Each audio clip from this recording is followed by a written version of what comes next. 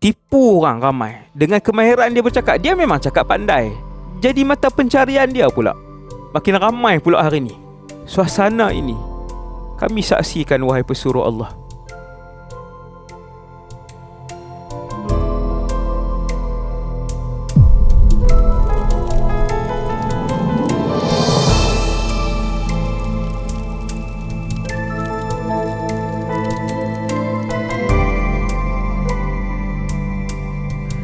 Assalamualaikum warahmatullahi wabarakatuh. Bismillah wa afdalus salati wa atamut taslim ala rasulillah wa ala alihi wa sahbihi wa man wala wa la hawla wa la quwata illa billah al-aliyyil azim. Amma ba'd. Muslimin, para penonton yang dikasihi sekalian, ahlan wa sahlan, selamat datang ke rancangan Kisah Hidup Akhir Zaman. Kita sampai pada episod yang ke-37. Kisah Hidup Akhir Zaman bercakap tentang tanda-tanda kecil kiamat, insya-Allah kesemuanya. Dan kita akan menghuraikan secara panjang lebar dan terperinci tanda-tanda besar kiamat yang mungkin mengambil lebih puluhan episod.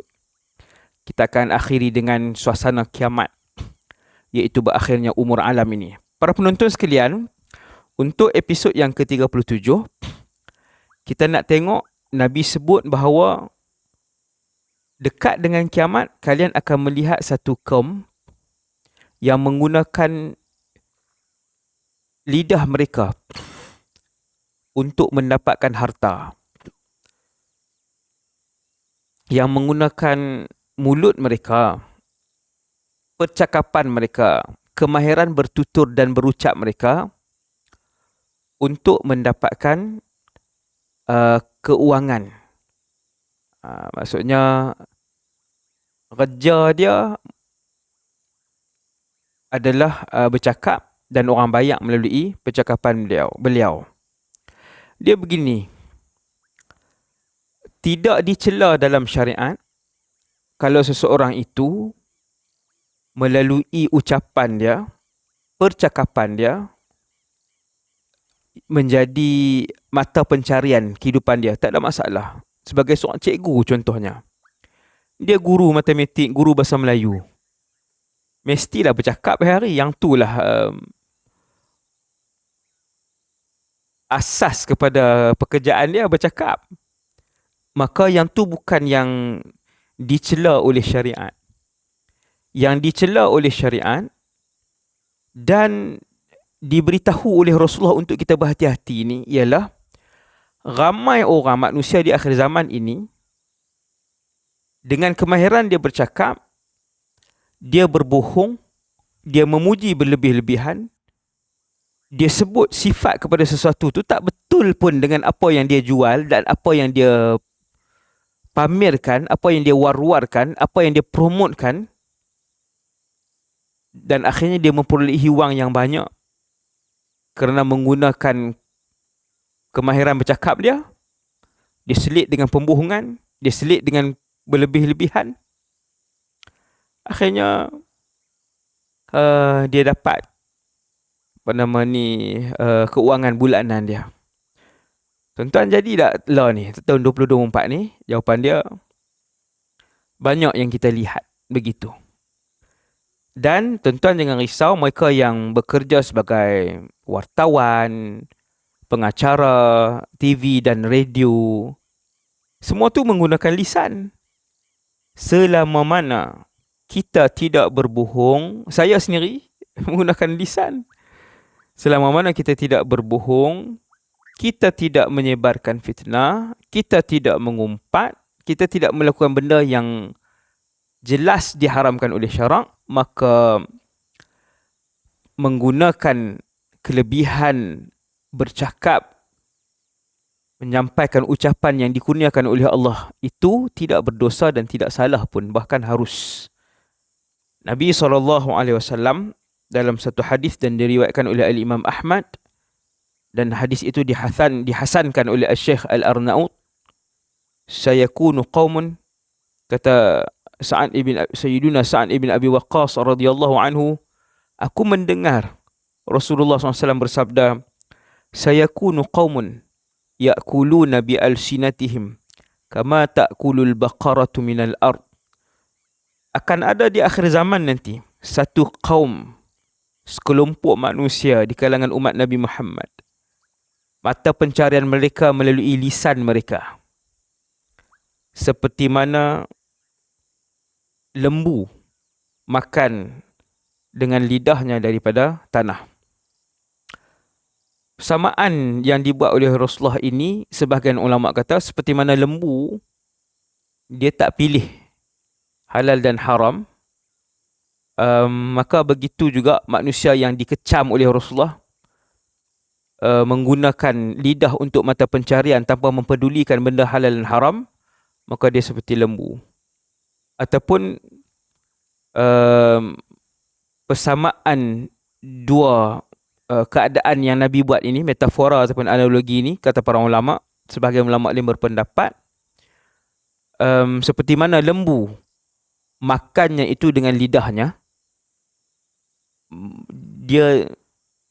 dia ambil rumput tu kan dengan lidah dia, itulah punca makanan dia. Dengan lidah dan rumput tu punca makanan dia, menggunakan lidah. Maka kelompok yang ditahzir, yang diberi peringatan oleh Rasulullah ni, mereka tanpa mempedulikan halal dan haram, menggunakan kemahiran bercakap, asal boleh bercakap, pegang mikrofon, rakam, upload, bercakap, janji view banyak, janji produk laku, tanpa mempedulikan halal dan haram. Gosip rumah tangga orang, aib orang, sebarkan aib orang, tipu orang ramai. Dengan kemahiran dia bercakap, dia memang cakap pandai. Maka dengan bercakap pandai dia, kelunakan bercakap dia, kelebihan yang Allah bagi itu, jadi mata pencarian dia pula. Makin ramai pula hari ini. Suasana ini kami saksikan, wahai pesuruh Allah. Seolah-olah kita nak abang kat Rasulullah. Kalau ada depan kita, kita nak abang, wahai pesuruh Allah, kami saksikan suasana ini, keadaan ini, situasi ini dengan begitu banyak pada hari ini. Maka tuan-tuan sekalian, kita dengar hadis ni bercakap tentang tanda kecil kiamat. Kita pun ambil berat, buat persiapan, kita jauhkan diri kita daripada keadaan yang dilarang ataupun yang diingatkan oleh Rasulullah itu. Kita bagi tahu ke anak-anak kita, jangan guna kemahiran. Ada anak kita ada 5-6 orang, seorang pandai bercakap. Ngaji takat SPM je, tak mau sambung mana dah. Tak mau sambung belajar dah. Sebab duk buat live orang suka. Sebab dia bercoloteh, buat lawak bodoh, habis masa, tunjuk benda-benda yang bodoh, yang benda-benda yang tak ada faedah. Ramai orang tengok. Hasbunallah wa ni'mal wakil. Dan manusia hari ini juga banyak yang suka dengan benda-benda yang hiburan kosong, yang melalaikan, yang tak ingatkan kepada Allah, yang tak ada faedah langsung. Boleh berhibur, melawak tak ada masalah. Tapi sampai pada tahap kita tengok ramai influencer hari ini dah boleh bercakap, ada kemahiran, tak ada nilai pun. Kadang setengah jam, sejam tak ada nilai, tapi orang suka tengok. Aksi, tindakan spontan, buang masa, lawak yang tak ada manfaat itu. Dan akhirnya orang pakat suka, dan itu yang termasuk di dalam apa yang diberi amaran, peringatan oleh Rasulullah SAW. Semoga Allah Ta'ala jaga kita dan ahli keluarga kita daripada terjerumus daripada apa yang diberi peringatan oleh Rasulullah SAW. Tanda kiamat yang kedua untuk episod yang ke-37 ni tuan-tuan, saya nak sebut satu lagi. Nabi kata, min iqtirabis sa'ah. Hadis ni riwayat Imam Hakim, disahihkan oleh Imam Hakim dan disetujui oleh Imam Az-Zahabi. Antara tanda dekat dengan kiamat, Nabi sebut min iqtirabis sa'ah. Bila Nabi sebut ni? 1400 tahun dulu. Nabi kata antara tanda. Hampa tengok ada aja benda ni dekat dengan kiamat. Apa? Wa tafri fil qawmil masa'ah. Tafri ay tantashir. akan tersebar di kalangan masyarakat al-masya'ah. Sahabat tanya Nabi, wa mal masya'ah? Masya'ah itu apa? Nabi pun sebut, ma kutiba siwa kitabillah. Yang ditulis selain daripada Quran. Kalian akan tengok nanti, dekat dengan kiamat, banyak penulisan, buku, majalah dan sebagainya, yang ditulis itu bukan berkaitan Al-Quran, ataupun yang ditulis itu bukan Al-Quran, bukan masahif, buku biasa. Ketika mana buku-buku yang tersebar itu bukan lagi Al-Quran, ketahuilah ia dekat dengan kiamat. Keadaan ataupun zaman kalian itu dekat dengan kiamat. Sekali lagi kita nak bagi tahu, ya Rasulullah, ini juga telah pun berlaku sekarang ini dan sedang berlaku. Tuan-tuan yang dirahmati Allah sekalian, yang ini tidak mencela siapa-siapa. Maksudnya kita tidak buat pun perbuatan tu, cuma kita tahu keadaan tu. Ni perbuatan ni lah. Kan hari ni dunia moden kita banyak buku tersebar apa semua. Tetapi Al-Quran tidak sebanyak buku-buku lain yang disebarkan itu. Semoga Allah Ta'ala pelihara saya dan kita semua dan matikan kita dalam keadaan husnul khatimah. Sama-sama saksikan kisah hidup akhir zaman. Semoga bermanfaat. Assalamualaikum warahmatullahi wabarakatuh. Perjalanan kehidupan manusia dalam menghadapi cabaran akhir zaman.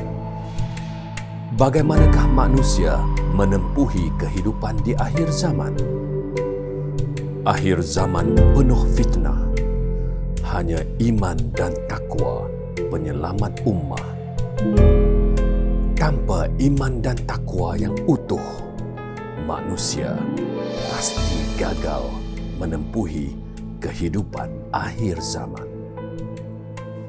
Menjadi kerisauan baginda, bagaimana umatnya menempuhi kehidupan akhir zaman. Nantikan kupasan lanjut peristiwa akhir zaman daripada Ustaz Wadi Anwar.